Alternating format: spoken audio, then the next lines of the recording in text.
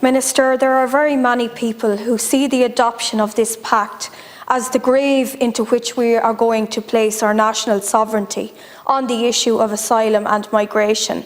I agree with that view. I believe that in the fullness of time we will be worse off because of it, socially, financially and politically. Many also share the view that was articulated some months ago by Senator McDougall, and that is that what we are dealing with here, while it may not rise to the level of constitutional change in the strict sense, does seek to bring about constitutional level changes, and as such they require far greater levels of public consultation and consent. But have we seen much consultation taking place? Have we seen many discussions taking place with the Irish people who will be directly affected by this opt-in to the pact? No, we have not. And why is that? In a series of parliamentary questions that I submitted to all departments, I have established that government spent almost €14 million on digital advertising and 23 million on Irish print media advertising in the last number of years. These issues ranged from the banal to the serious.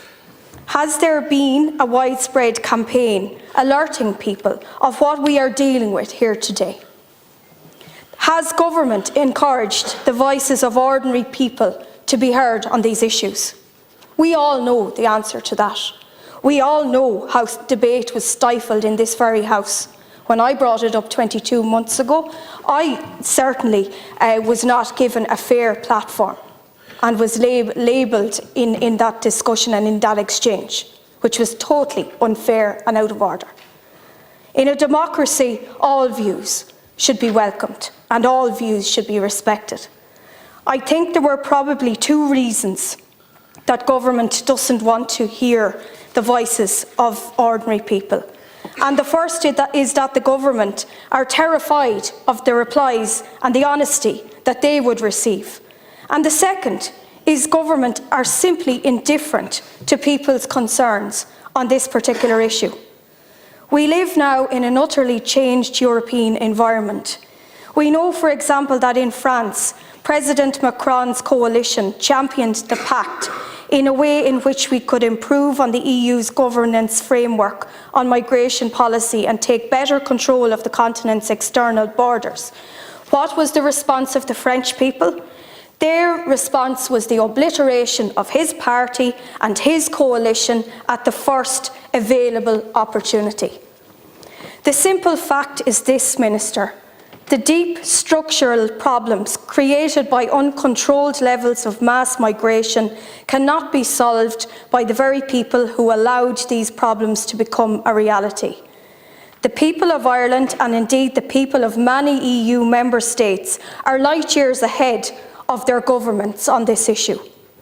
They want a solution to this problem, which undermines the nation's sovereign decision-making capacity.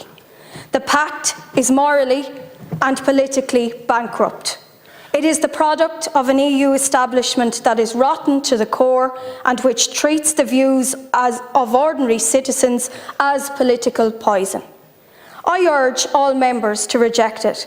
I urge all members to avoid becoming complicit in the high-level political theatrics that this pact represents. The pact is weak where it should be strong and strong where it should be weak. It is weak on protecting national sovereignty, but it is strong on maintaining in place the very many protections that are in place, even for those engaged in illegal immigration. It's all wrong, and I will not be supporting the EU Migration Pact.